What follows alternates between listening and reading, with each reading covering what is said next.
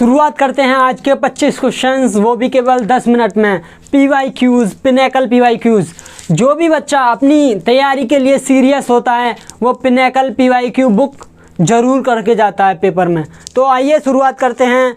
हम अब तक 275 क्वेश्चन कर चुके हैं और आज 275 के बाद 276वां क्वेश्चन है। तो आइए शुरुआत करते हैं और देखते हैं मैं क्या समझाना चाहता हूँ, मेरी क्या भावनाएं हैं, समझने का प्रयास करिएगा। कह रहा है 276वां क्वेश्चन, निम्नलिखित में से कौन मौलिक कर्तव्य नहीं है? कौन मौलिक कर्तव्य नहीं है? 4 ऑप्शन दे रखे हैं। प्राकृतिक पर्यावरण की रक्षा करना, संविधान का पालन करना, चुनाव के दौरान मतदान करना, या फिर भारत की एकता अखंडता को बनाए रखना। तो चुनाव के दौरान मतदान करना, चुनाव के दौरान मतदान, ये एक हमारा मौलिक कर्तव्य नहीं है। ठीक है, मौलिक कर्तव्य नहीं है। मार्कर की इंक अभी ख़त्म होना था, तुझको भी 1 सेकंड रुकिएगा माय फ्रेंड्स। वो भी 10 मिनट में हम 25 क्वेश्चंस करने वाले हैं, उसके लिए 1 मिनट रुकिएगा। आइए शुरुआत करते हैं। इंक भी मैंने 1 सेकंड में डाल ली है। आइए शुरुआत करते हैं। दूसरा क्वेश्चन क्या कह रहा है? संपत्ति के अधिकार को मौलिक अधिकार की सूची में कब हटाया गया? तो कब हटाया गया? 1978 में हटाया गया। 1978 में हटाया गया। ठीक है, नेक्स्ट क्वेश्चन पे आते हैं। भारत में संघ का निर्माण करना एक है मौलिक कर्तव्य, मौलिक अधिकार, प्राकृतिक अधिकार, संवैधानिक अधिकार। तो मौलिक अधिकार है। मौलिक अधिकार ये एक मौलिक अधिकार है। आप भारत में किसी भी संघ का निर्माण कर सकते हैं, किसी भी प्रकार के संघ का निर्माण कर सकते हैं, ये आपको मौलिक अधिकार मिला हुआ है। आइए आगे बढ़ते हैं। चौथा क्वेश्चन कह रहा है आज का, बच्चों के लिए निःशुल्क एवं अनिवार्य शिक्षा का प्रावधान अधिनियम 6 से 14 वर्ष के बच्चों को शिक्षा मौलिक अधिकार देता है। शिक्षा का मौलिक अधिकार देता है। कौन देता है? कौन सा अधिनियम देता है? किस वर्ष सहमति मिली थी? किस वर्ष सहमति मिली थी इस अधिकार को? 2009 में मिली थी। निःशुल्क एवं अनिवार्य शिक्षा की अनुमति 6 से 14 वर्ष के बच्चों के लिए कब मिली थी? तो 2009 में मिली थी। नेक्स्ट क्वेश्चन पे आते हैं। शोषण के विरुद्ध अधिकार क्या है? एक है। शोषण के विरुद्ध अधिकार एक है। क्या है? 4 ऑप्शन, संवैधानिक अधिकार, विधि का अधिकार, मौलिक अधिकार या फिर कानूनी अधिकार। तो ये है हमारा एक मौलिक अधिकार।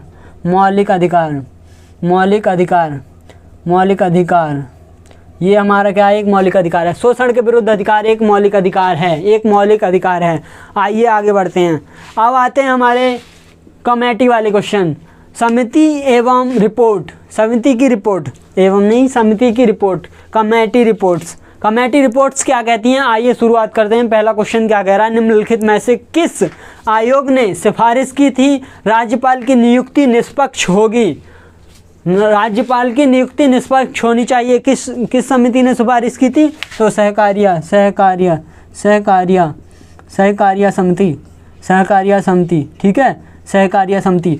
ये क्वेश्चंस वो हैं जो आए हुए हैं और ये आप करेंगे तो सबसे आगे दिखेंगे एग्ज़ाम में। आपके भी मार्क्स सबसे ज़्यादा आने वाले हैं। आप कहते होंगे कि मेरे मार्क्स ज़्यादा नहीं आते। मैं देखता हूँ कैसे नहीं आते। आप क्वेश्चंस तो करो। 25 क्वेश्चन डेली करवाता हूँ और सुबह 8 बजे आपको वीडियो मिल जाएगी। 8 से 9 बजे के बीच में आप देखते रहिएगा, ध्यान से नोटिफिकेशन आएगा, हटाइएगा मत। उसे क्लिक करके शेयर, लाइक एंड सब्सक्राइब भी कराएं, जिससे कि मेरा भी उत्साहवर्धन होता रहे और आपकी भी एक दिशा बन सके आगे के लिए। ठीक है, सहकारिया समिति ने। ठीक है, आगे बढ़ते हैं। 82वां क्वेश्चन कह रहा है, 282वां, डैश की अध्यक्षता में गठित संविधान समीक्षा आयोग ने मौलिक अधिकारों की सफल कार्यान्वयन के लिए सरकार द्वारा की जाने वाली कुछ पहलों की सिफारिश की। किसने की, किसकी अध्यक्षता में की गई थी? तो एम एन वेंकट चलैया की अध्यक्षता में संविधान समीक्षा आयोग ने मौलिक कर्तव्यों के सफल कार्यान्वयन के लिए सरकार द्वारा की जाने वाली कुछ पहलों की सिफारिश की थी। ठीक है, किसकी अध्यक्षता में की थी? एम एन वेंकट चलैया की अध्यक्षता में की थी। आगे बढ़ते हैं। भारत के सार्वजनिक उपक्रमों की समिति में कितने सदस्य होते हैं? तो कितने सदस्य होते हैं? सार्वजनिक उपक्रमों की समिति में 22 सदस्य होते हैं। आगे बढ़ते हैं। लोक लेखा समिति के सदस्य की अवधि या कार्यकाल कितना होता है? तो 1 साल होता है। लोक लेखा समिति के सदस्य का कार्यकाल 1 वर्ष होता है। ठीक है, 1 वर्ष होता है। नेक्स्ट क्वेश्चन पे आते हैं। निम्नलिखित में से कौन सा व्यक्ति भारतीय क्रिकेट कंट्रोल बोर्ड BCCI, भारतीय क्रिकेट कंट्रोल बोर्ड लोढ़ा सुधार के कार्यान्वयन के देखरेख के लिए 2017 में भारत के सर्वोच्च न्यायालय द्वारा नियुक्त प्रशासनों की समिति COA का हिस्सा नहीं थे? COA का हिस्सा नहीं थे। कौन नहीं थे? 4 ऑप्शन दे रखे हैं। विनोद राय, माहिम वर्मा, विक्रम लिमये या फिर रामचंद्र गुहा। तो कौन नहीं थे? माहिम वर्मा नहीं थे। कौन नहीं थे? माहिम वर्मा नहीं थे। 285वां क्वेश्चन। माहिम वर्मा BCCI के लोढ़ा सुधारों के सदस्य नहीं थे। ठीक है, आगे बढ़ते हैं। किस आयोग ने सरकारी सेवाओं के सभी स्तरों में OBC उम्मीदवारों के लिए 27% आरक्षण, OBC उम्मीदवारों के लिए 27% आरक्षण की सिफारिश की है? किसने की है? मंडल आयोग ने की है। मंडल आयोग ने OBC के 27% आरक्षण के लिए सिफारिश की है। ठीक है, नेक्स्ट क्वेश्चन पे आते हैं। 1979 में द्विवित्तीय पिछड़ा वर्ग आयोग का नेतृत्व किसके द्वारा किया गया? तो द्विवित्तीय पिछड़ा वर्ग आयोग का नेतृत्व VP मंडल द्वारा किया गया। ठीक है, पिछड़ा वर्ग आयोग का नेतृत्व VP मंडल द्वारा किया गया। 1990 में, नेक्स्ट क्वेश्चन, 1990 में दिनेश गोस्वामी समिति का गठन की सिफारिश के निम्नलिखित में दिनेश गोस्वामी समिति का गठन निम्नलिखित पर सिफारिशें करने के लिए किया गया था? किस पर करने के लिए? चुनावी सुधारों पर। 1990 में दिनेश गोस्वामी समिति ने क्या सिफारिश की? तो किसकी सिफारिश करने के लिए किया गया था? चुनावी सुधार करने के लिए। नेक्स्ट क्वेश्चन पे आते हैं, आगे बढ़ते हैं। निम्न में से कौन उस समिति का हिस्सा नहीं थे जिसका निर्माण केंद्रीय सूचना आयोग के मुख्य आयुक्त की नियुक्ति के संबंध में प्रधानमंत्री को सुझाव देने के लिए किया जाता है? तो लोकसभा स्पीकर नहीं होते। ठीक है, लोकसभा स्पीकर प्रधानमंत्री को सुझाव देने के लिए नहीं किया जाता। इसकी नियुक्ति, लोकसभा स्पीकर की नियुक्ति प्रधानमंत्री को सुझाव देने के लिए नहीं की जाती। ठीक है, आगे बढ़ते हैं। सहकारिता आयोग ने अपनी रिपोर्ट कब पेश की? तो कब पेश की थी सहकारिता आयोग ने अपनी रिपोर्ट? 1988 में की थी। आगे बढ़ते हैं। 291वां क्वेश्चन कह रहा है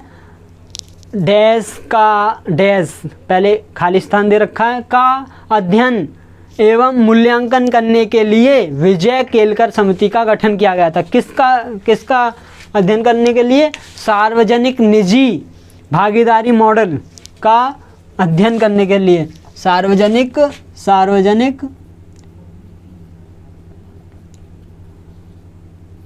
निजी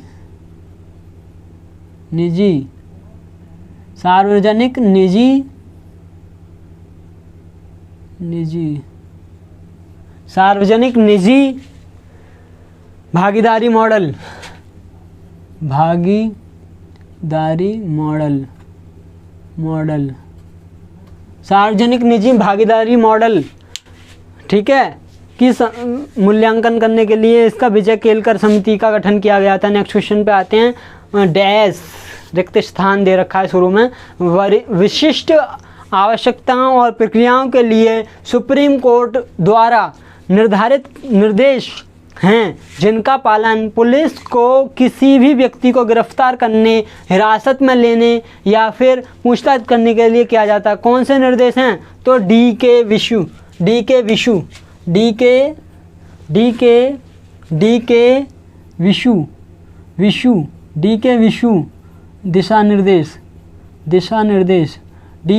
दिशा निर्देश हैं जिनके द्वारा पुलिस किसी भी व्यक्ति को गिरफ्तार, हिरासत में लेने या फिर उसको पूछताछ करने के लिए इन निर्देशों के द्वारा काम कर सकती है। ठीक है, आगे बढ़ते हैं।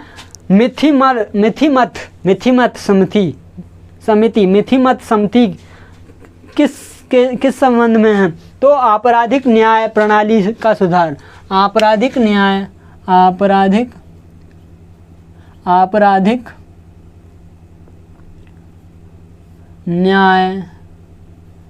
प्रणाली का सुधार,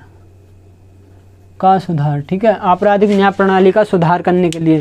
ठीक है, आगे बढ़ते हैं। क्वेश्चन है 294वां क्वेश्चन क्या कह रहा है? ये क्वेश्चन जो है क्या कह रहा है 294वां, यूनाइटेड किंगडम की सदन 7 सदस्यीय समूह था जिसका गठन ब्रिटिश सरकार भारत के लिए संवैधानिक सुधारों को सुझाने के लिए किया गया था। संवैधानिक सुधारों को करने के लिए, भारत में संवैधानिक सुधारों को करने के लिए किस आयोग का गठन किया गया था? ब्रिटिश सरकार द्वारा किस आयोग का गठन किया गया था, ये पूछ रहा है। किसी भी क्वेश्चन को पढ़कर उसे सरल करना हर किसी की बात नहीं होती। जो इस जैसे क्वेश्चन को, लैंग्वेज को सरल कर लेगा वही आगे बढ़ेगा। ठीक है, तो मैं आपको बताता हूँ क्वेश्चन को सरल करके, और आप क्वेश्चन का आंसर कमेंट बॉक्स में ज़रूर लिखा करिए, जिससे कि मुझे भी पता लगे कि कौन कौन पढ़ता है। ठीक है, किसका किया गया था? किस ब्रिटिश सरकार ने संवैधानिक सुधारों के लिए, भारत में संवैधानिक सुधारों के लिए किस साइमन का कमीशन,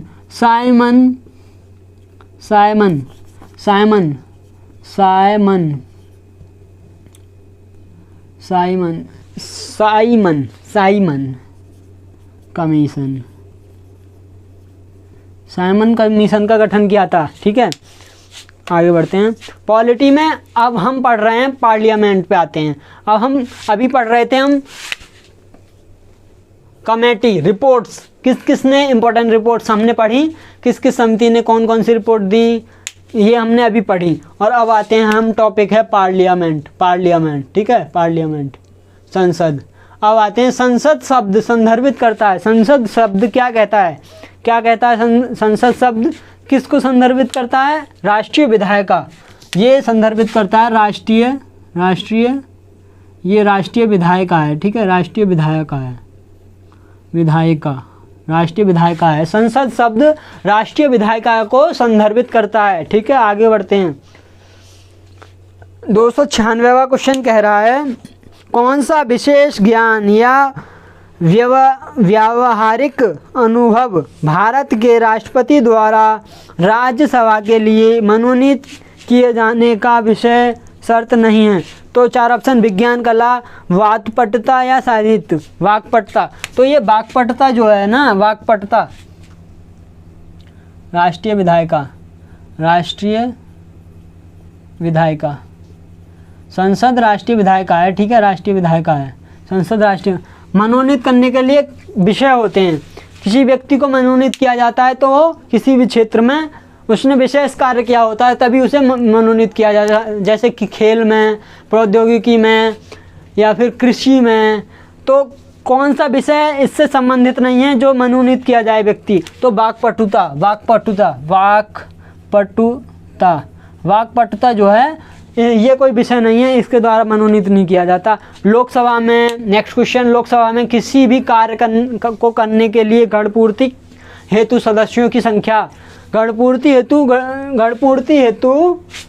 मतलब कितने लोग सहमत होने चाहिए किसी भी कार्य को पूर्ण करने के लिए, तो 1/10 कुल सदस्यों का 1/10 भाग सहमत होना चाहिए, आपके साथ कार्य हो जाएगा। ठीक है, किस में होना चाहिए? राज्यसभा में। ठीक है, किस में? लोकसभा में राज्यसभा में तो मनोनीत करता है, राष्ट्रपति मनोनीत करता है। किस विषय पे नहीं करता, ये पूछ रहा है किस विषय पे नहीं करता? वाक्पटुता पे नहीं करता। लोकसभा में 10% वोट होने चाहिए, तो दोस्त कोई भी विषय हम पारित करा सकते हैं। ठीक है, आगे बढ़ते हैं। कोई भी ऐसा मामला जो भारत के 3 संघीय सूचियों में सम्मिलित नहीं है, उस पर कानून कौन बनाएगा? तो कौन बनाएगा? केंद्र विधायिका बनाएगी। केंद्र विधायिका मतलब संसद। केंद्र